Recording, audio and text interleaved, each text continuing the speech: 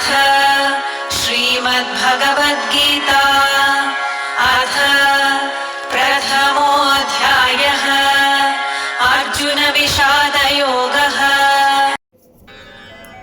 मित्रों, अगर आप भी धर्म, अध्यात्म और जीवन की सच्चाई को समझना चाहते हैं तो अभी हमारे चैनल को सब्सक्राइब कीजिए और बेल आइकॉन दबाइए ताकि गीता के हर अध्याय का दिव्य संदेश सबसे पहले आप तक पहुंचे। अब चलिए बढ़ते हैं उस अमर कथा की ओर जिसने न केवल अर्जुन का जीवन बदला बल्कि संपूर्ण मानवता को प्रकाश का मार्ग दिखाया। श्रीमद् भगवद गीता का पहला अध्याय अर्जुन विषाद योग। कुरुक्षेत्र की पावन भूमि पर सुबह का समय है। आकाश में हल्की हल्की सुनहरी किरणें फैल रही हैं। हवा में धूल के बवंडर उठ रहे हैं क्योंकि सेनाएं सज चुकी हैं। एक और कौरवों की विशाल सेना जिसमें 11 अक्षौहिणी सेनाएं हैं। हाथी, घोड़े, रथ और योद्धा सब युद्ध के लिए तैयार। दूसरी ओर पांडवों की 7 अक्षौहिणी सेना छोटी अवश्य पर वीरता और धर्म के उत्साह से भरी हुई। घोड़ों की टापें, हाथियों की चिंगाड़ और शंखों की आवाज से वातावरण गूंज रहा है। हर योद्धा के चेहरे पर दृढ़ संकल्प है, या तो विजय या मृत्यु। लेकिन इस भयानक युद्ध का वर्णन हस्तिनापुर के महल में बैठे अंधे राजा धृतराष्ट्र सुनना चाहते हैं। उनकी आंखें जन्म से अंधी थी, पर आज उनका हृदय भी पुत्र मोह से अंधा हो चुका है। धृतराष्ट्र अपने सिंहासन पर बैठे हैं। उनकी आंखों पर सफेद पट्टी बंधी हुई है। आवाज में चिंता है। संजय, बताओ, जब मेरे पुत्र और पांडव युद्ध की इच्छा से कुरुक्षेत्र में इकट्ठे हुए तो उन्होंने क्या किया?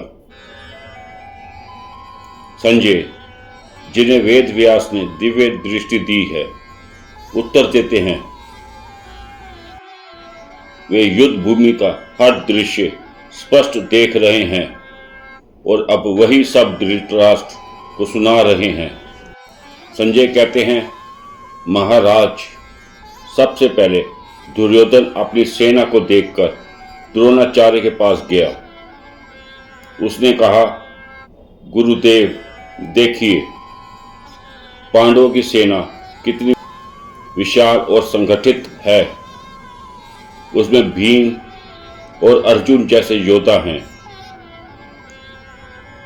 उनके साथ धृष्टद्युम्न, शिखंडी, विराट, सात्यकी, द्रुपद, धौम्य और अनेक महाबली खड़े हैं।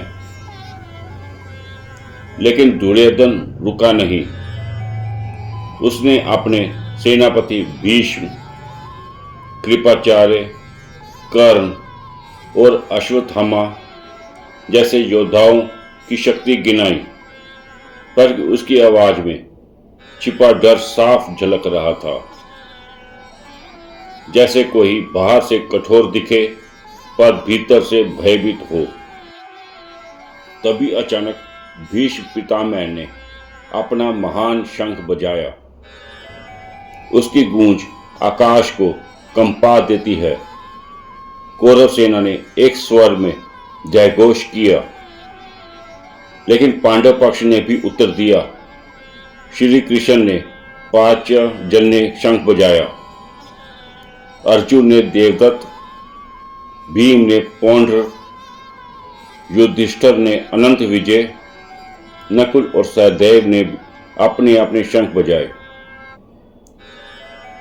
यह ध्वनि इतनी प्रबल थी कि कुरुक्षेत्र की भूमि कांप उठी। दुश्मनों के दिल दहल गए और यह संदेश गया, धर्म के पक्ष में खड़ी सेना छोटी अवश्य है, लेकिन उसका उत्साह और आत्मविश्वास असीम है। अर्जुन ने श्री कृष्ण से कहा, मधुसूदन, मेरा रथ दोनों सेनाओं के बीच ले चलो। मैं देखना चाहता हूं कि मुझे किससे युद्ध करना होगा। श्री कृष्ण मुस्कुराए। उन्होंने अर्जुन का रथ दोनों सेनाओं के बीच खड़ा कर दिया। अर्जुन ने सामने देखा और जो दृश्य उसने देखा उसने उसके हृदय को विचलित कर दिया। सामने खड़े थे भीष्म पितामह, वही भीष्म जिन्होंने उसे बचपन से स्नेह दिया। भीष्म पितामह, वही भीष्म जिन्होंने उसे बचपन से स्नेह दिया। द्रोणाचार्य, वही गुरु जिन्होंने उसे धनुर्विद्या सिखाई। दुर्योधन, दुशासन और कौरव, उसके भाई। कृपाचार्य, आचार्य और गुरु, अनेक मित्र, रिश्तेदार, मामा और चचेरे भाई। अर्जुन का गला सूखने लगा, उसकी आंखें भर आई। उसने कहा, हे कृष्ण, अपने स्वजनों को युद्ध के लिए खड़ा देखकर मेरे हाथ कांप रहे हैं।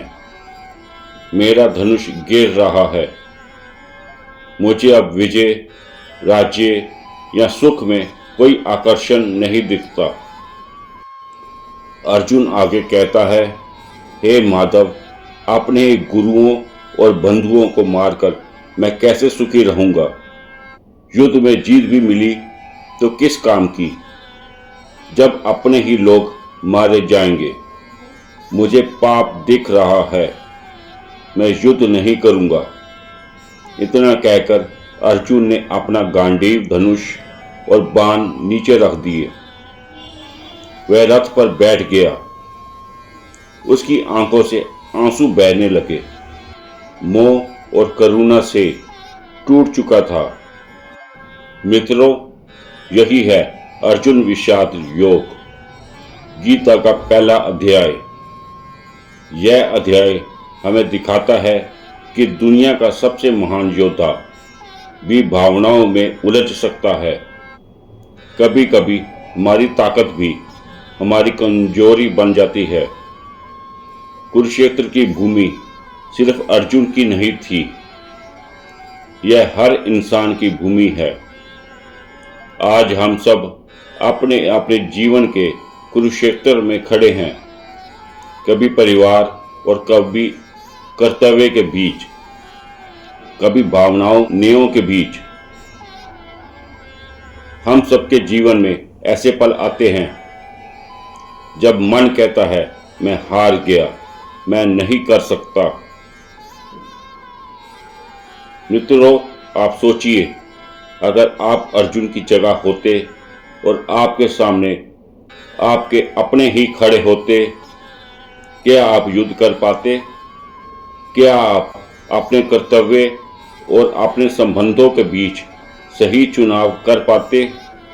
यही प्रश्न अर्जुन के सामने था और यही प्रश्न हम सबके सामने कभी न कभी आता है। अध्याय के अंत में अर्जुन निठाल होकर बैठ जाता है।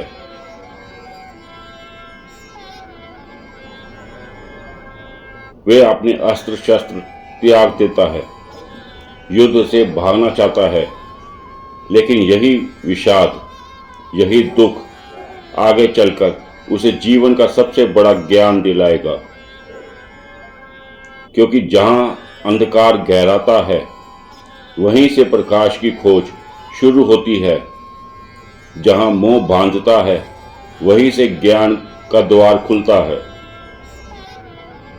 यह अध्याय हमें सिखाता है, निर्णय के क्षण में हमारा मन डगमगा सकता है, भावनाएं हमें रोक सकती हैं, परंतु केवल कर्तव्य ही जीवन का वास्तविक आधार है। आज के समय में जब हम कठिनाइयों से भागना चाहते हैं, तो अर्जुन की तरह हमें भी एक कृष्ण चाहिए जो हमें हमारे धर्म, हमारे कर्तव्य की याद दिलाए। मित्रों, यह था श्रीमद् भगवत गीता का पहला अध्याय, अर्जुन विषाद योग का विस्तृत और भावनात्मक सारांश। अगले अध्याय में हम देखेंगे कि कैसे श्री कृष्ण अर्जुन को उसके विषाद से उठाकर ज्ञान और धर्म के मार्ग पर ले जाते हैं। अगर आपको यह वीडियो पसंद आया हो तो हमारे चैनल को सब्सक्राइब करें, वीडियो को लाइक और शेयर करें, बेल आइकॉन दबाना ना भूलें ताकि गीता का हर दिव्य संदेश आप तक सबसे पहले पहुंचे। फिर मिलेंगे अगले अध्याय की यात्रा में। हरि ओम।